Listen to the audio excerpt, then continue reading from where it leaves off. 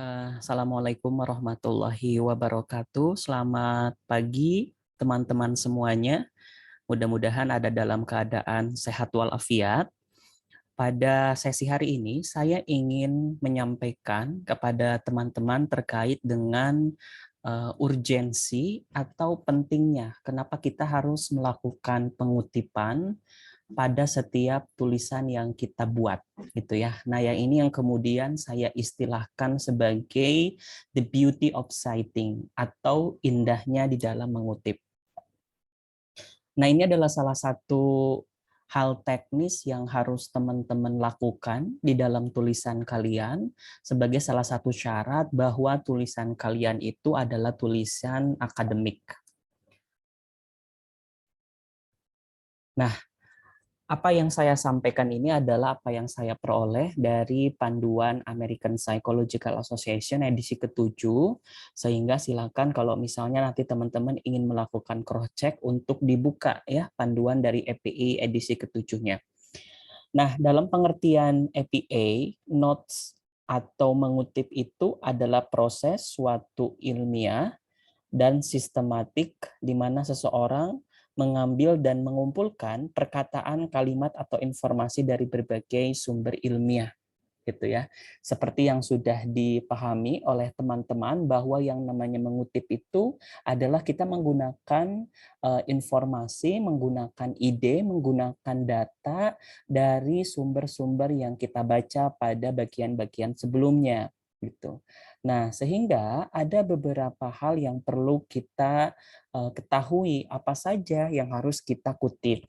Di antaranya adalah kutipan itu berupa informasi kunci dari sumber yang kita peroleh, data, definisi, hal-hal pendukung, atau adalah hal-hal kontradiktif dari apa yang akan kita baca berkaitan dengan topik tulisan kita.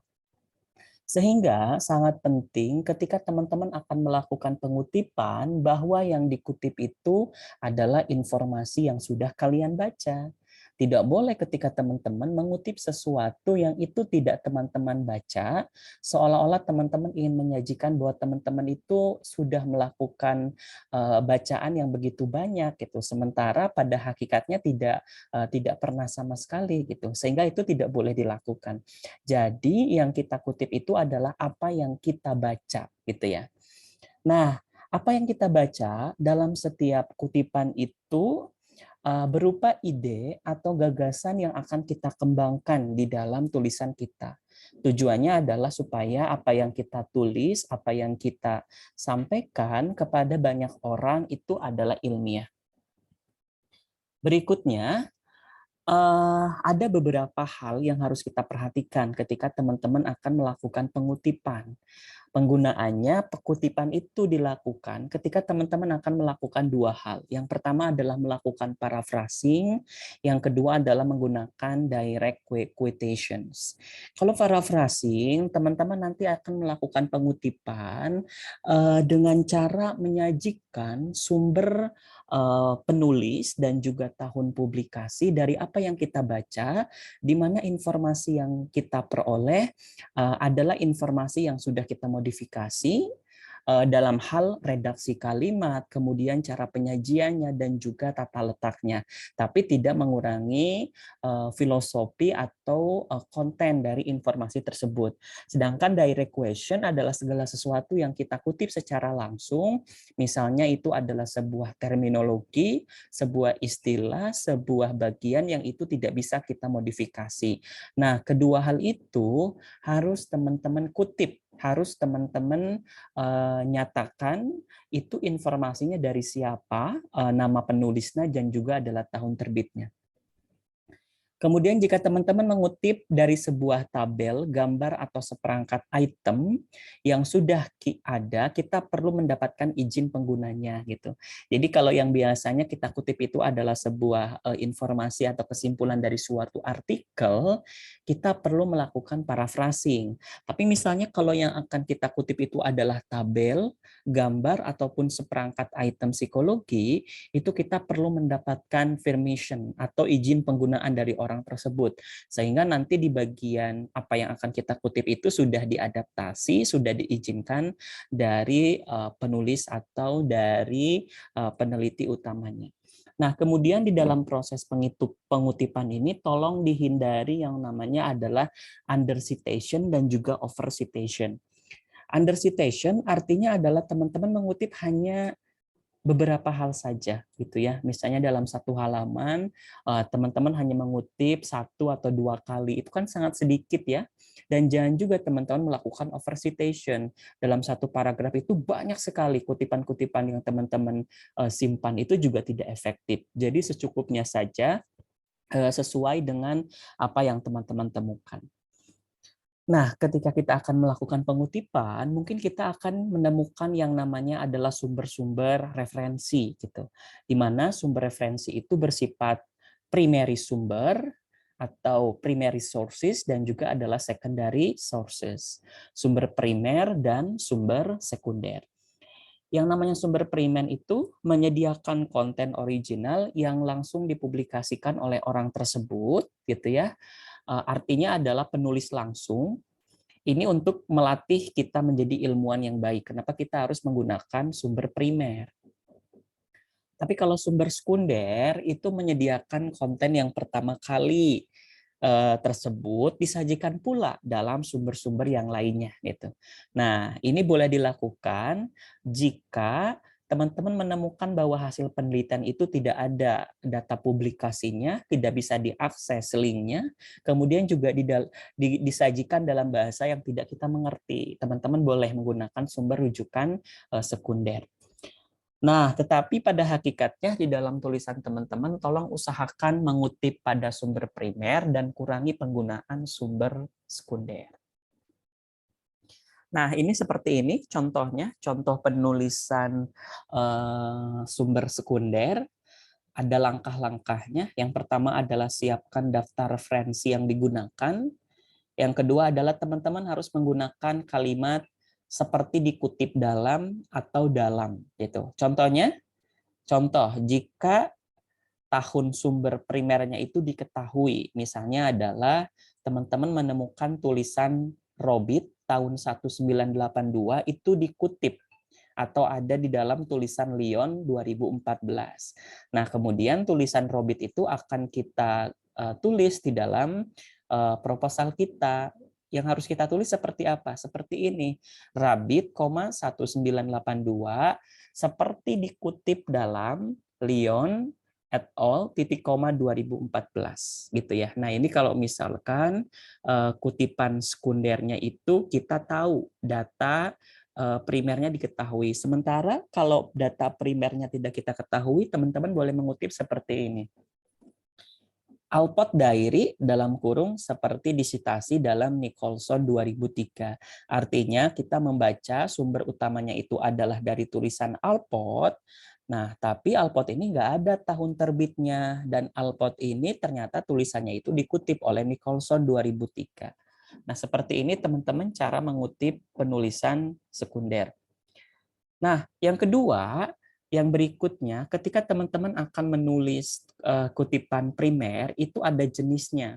Ada parenthetical citation, ada narrative citation.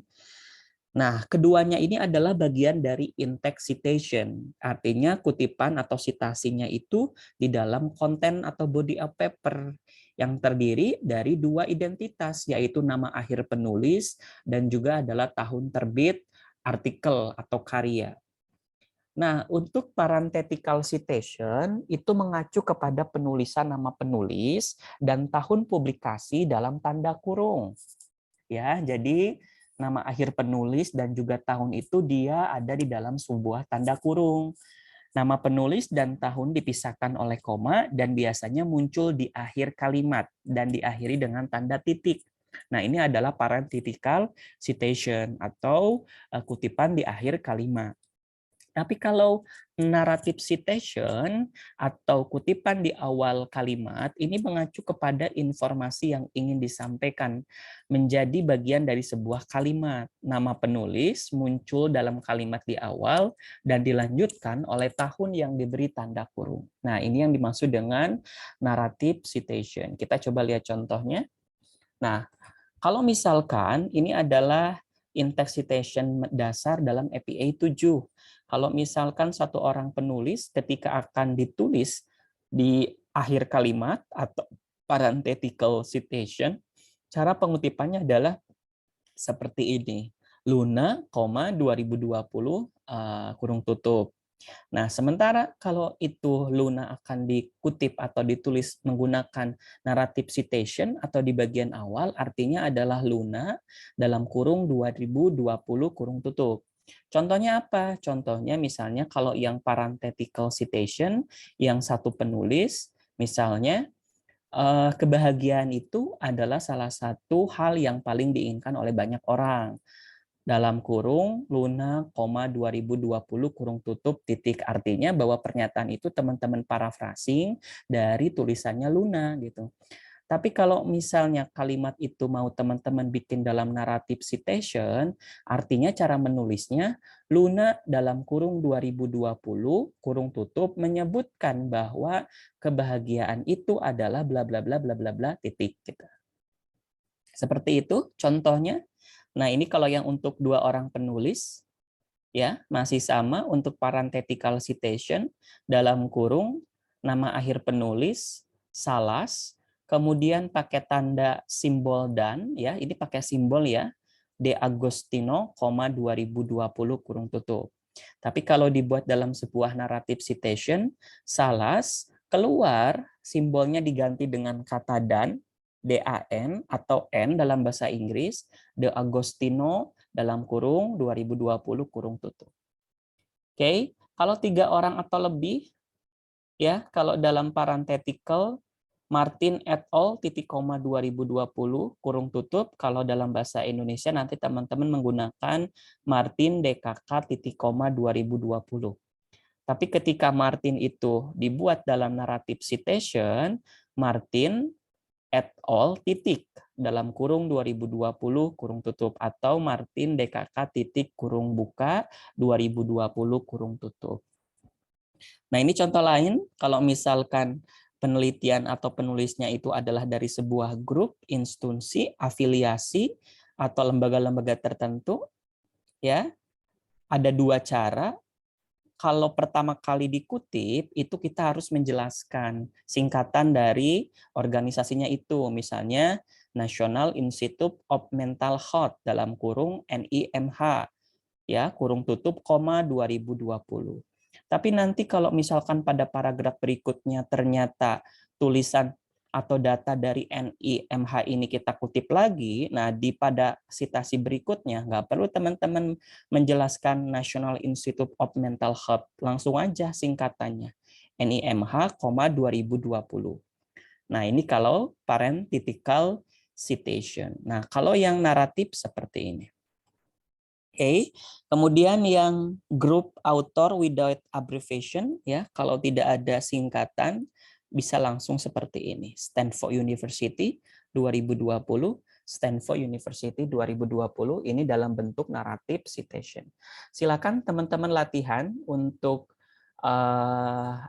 melatih bagaimana cara mengutip in-text citation baik dalam parenthetical ataupun di dalam naratif. Ini ada datanya, ada data 4 artikel. Artikel 1 ada 1 orang penulis, artikel 2 ada 2 orang penulis, artikel 3 ada 3 orang penulis, artikel 4 ada 5 orang penulis.